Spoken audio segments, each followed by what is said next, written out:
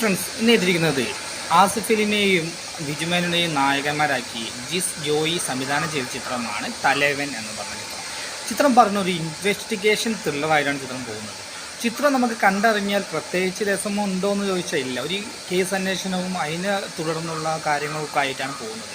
കാരണം ഒരു റിട്ടയർഡ് ആയിട്ടുള്ള ഒരു മേലുദ്യോഗസ്ഥൻ പറയുന്നൊരു കേസിനെ കുറിച്ചാണ് കഥ പോകുന്നത്. അതിലൂടെയാണ് കഥ മുന്നോട്ട് പോകുന്നത്. അങ്ങനെ ആസിഫ് അലിയുടെ റോളായ ആസിഫ് അലിയും അതുപോലെ തന്നെ വിജയമേനോൻ ഒരു പോലീസ് ഓഫീസറാണ്.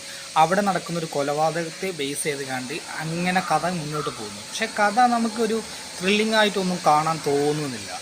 കഥ ഇങ്ങനെ മുന്നോട്ട് പോകുന്നുണ്ടെങ്കിലും ഒരു തവണ വാച്ച് ചെയ്യാൻ പറ്റുന്ന ഒരു സിനിമ എന്ന് മാത്രം പറയാം. വലിയ രീതിയിലുള്ള ഐപ്പോ കാര്യങ്ങളൊന്നും ഇല്ലാത്തത് കൊണ്ട് തന്നെ നമുക്ക് വൺ ടൈം വാച്ച് ചെയ്യാം. പിന്നെ വലിയ നല്ല മൂവിയാണോ എന്ന് ചോദിച്ചാൽ അത്ര വലിയ മൂവിയൊന്നുമില്ല. ഒരു OTT പ്ലാറ്റ്ഫോമിൽ കാണാൻ പറ്റുന്ന ഒരു മൂവി എന്ന് മാത്രം പറയാം. നിങ്ങൾ തീർച്ചയായും തിയേറ്ററിൽ